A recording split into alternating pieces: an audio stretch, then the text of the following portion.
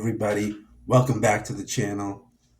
This is the Mannix Factor. I'm Mannix. Thank you for rocking with me today or tonight or whenever this is for you. Just thank you for us for spending whatever little time of the day or night with me.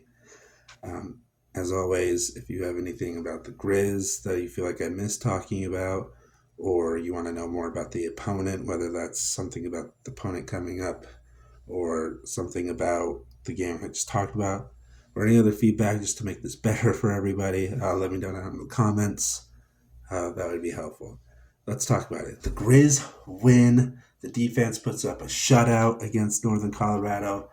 What a game. What a game to come out of the bye and do against a team we've done against before. We'll get into that a little bit later. 24 points from the offense. Let's talk about that, right? Coming into this game, I definitely thought Logan Fife was going to be our starter. But Kialiaya came in, and he had his best passing game, 14 for 22, 63.6% completion percentage, 149 yards, 2 touchdowns, 0 turnovers. Had 5 carries, 5 yards in the game. So what a game from the freshman. Best passing game. Logan Fife also got involved, 6 for 8, 75% completion percentage, 48 yards, 6 yards to throw, and no touchdowns, no turnovers. But this is good. Seeing Ayat throw the ball and do it really well is good because it really makes me, as a fan, believe more in this 2-quarterback system that we have. Obviously, last year, despite it, we still got to the Natty. But the 2-quarterback system wasn't really something that should have happened, and we went away from it. But this year it's looking good. And plus, Aya, as I said, is a freshman, and if he stays here at the Griz, he could be really good, especially in the next coming years, and could be the quarterback of at least the near future for us. Let's talk about the star part of our offense, the running game, starting with Nick Osmo, 13 carries, 107 yards, 8.2 yards carry, no touchdowns though, but a 100-yard rushing game. You can't be mad at that. But with his performance, that put him in the top 10 in the FCS in yards per rush. So congratulations to him for that. Moving on to Eli Gilman, 12 carries, 39 yards, rushing touchdown, 3.3 yards, which is low for him. And it dropped him to number 2 in yards per rush. He was number 1 going into this. But I have no doubt he'll, in the future, get back out to that number 1 spot if he wants to. He had a fumble, but he got it back, so no turnover from that. And he is tied for 9th in rushing touchdowns in the FCS.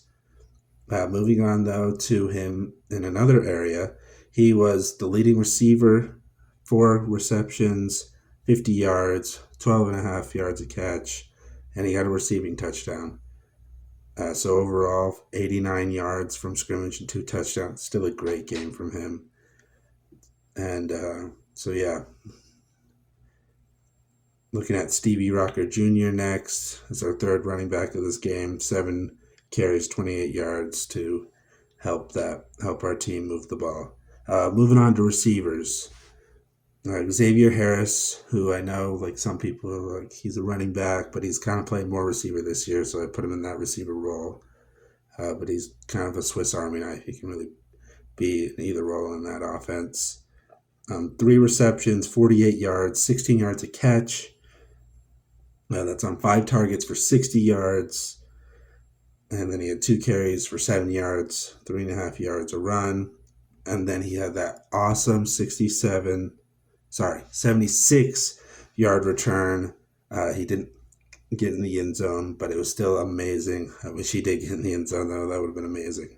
But just great game from him, great play from him. Moving on to Drew Deck. He had 2 receptions, 30 yards on 2 targets, 100%, 15 yards a catch. Aaron Fonts, 4 catches, 25 yards, 5 yards a catch on 7 targets, so 57% completion percentage when the ball's going his way, and a 1 carry for 12 yards. So, it's kind of typical. In my last video, I kind of mentioned when throwing him the ball, it's usually a tougher catch for him always, just because of his athletic ability, or because he's a sideline receiver. When throwing the ball out of bounds, that can count towards target towards his stats. Moving on to our 2-star receivers who had more of a quiet game than normal. Starting with Junior, he had 2 catches, 22 yards, 11 yards a catch on 4 targets, so 50%, which is below his average of the season considerably. But it's one game, it's nothing to be concerned about, right? Keelan White, though, 1 catch for 6 yards on 1 target, so he didn't get a lot of targets his way this game. But like I said, for these 2 guys, they're so amazing always. So I wouldn't, I think these one-time thing, they're going to be back next week for sure. And then Ian Finch, have to shout him out on that 2-yard touchdown. I'm glad to see him get his first touchdown of the season, and I believe of his career at Missoula. Moving on, just to overview offense, like I said, amazing. And I feel like it was out of the bye, and this Northern Colorado defense did just limit Weber State to 17 points not too long ago. Weber State put 55 on us. So pretty good defense. So I'm not too worried. I know for some Griz fans, 24 points might seem low. But I think considering how good the defense has played against certain teams for Northern Colorado, we did all right. Kicking, Ty Morrison, he had 1 kick for 47 yards, 1 for 1. Then we had Joe Silver. He attempted a 47-yard field goal, missed, but he was kicking all our PATs and made all 3. So kicking was great this game outside the miss, but 47 yards for college is definitely not easy. Moving on to our defense, right? Defense, I said they were going to come out hungry. They were going to come out and have something to play for. The defense is this team's kind of reputation, and it's kind of been something that has been left to be desired towards our normal numbers putting up in the past. But obviously, we went and put up a shutout. Our defense had 4 total tackles for loss and 3 picks in this game. And if you don't remember, our defense had 4 total interceptions up to this game, and we just got almost the same amount we had all season just in this game alone. So going over kind of the main guys powering that defense, Ryder Meyer, he had 8 total tackles. Vi Cajo had 7 tackles. Ronald Jackson, our corner, had 7 tackles. Vi Cajo's a linebacker. Jackson Lee, 7 tackles and that one of the interceptions. Riley Wilson, 6 tackles. And Caleb Olawoski had 6 tackles and also one of those interceptions. Hayden Harris, 2.5 tackles for loss. Our defense, unfortunately, didn't get any sacks, but it didn't seem necessary, did it? Those 2.5 tackles for loss total and 8 yards loss. And then TJ Roush had a forced fumble, but Northern Colorado got the ball back. And then Jace Kluswich, I don't think I'm saying that right, but he also had an interception. So it was a great play from him.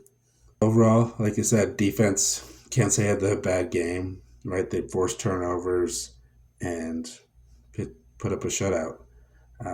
Talking about Northern Colorado's overall, right? Our defense led them to under 5 yards of pass and under 3 yards of run, which is good. So great game. Let's move on, look forward. This weekend we got Cal Poly. They're 2-5, coming off a loss to the Idaho Vandals. And their quarterback, Bo Kelly, 268 yards, 2 touchdowns, 1 pick. Their star receiver, seemingly Woods, 8 receptions, 102 yards, and 2 touchdowns. So that Woods and Kelly connection will be something that they might try and replicate against us. So Trevin Gradney or Ronald Jackson, I don't know who will be assigned to him, but they will have a tough battle coming this coming weekend. The pass game is something Cal Poly will probably lean to. It's something they've been better at and something they've been statistically in their wins successful at. And then I think moving forward, our quarterback, I just said Cali Ayat was put up his best game. So I obviously don't know, but Logan Fife has been our main passer. And in wins against Cal Poly, people have won it by throwing the ball. So personally, I would go Logan Fife, but obviously I'm not the coach. And I'm sure whatever decision coach makes, it'll be the right one. Our history, we're 3-0 in the last 3 games against Cal Poly. In our last game, we won 57-0 in Missoula at Washington Grizzly. Obviously, this time we're going to Cal Poly, so it won't necessarily be easy. No help from us as the fans, and that's obviously we'll have some people there. So if you're going there, cheer loud, but don't get that home environment. And I'm going to say what I said last time. I know we could put up a shutout. Don't underestimate anyone. So play hard and keep putting up numbers. Otherwise, that's all I got for this week. I've been Mannix. Thank you and peace out.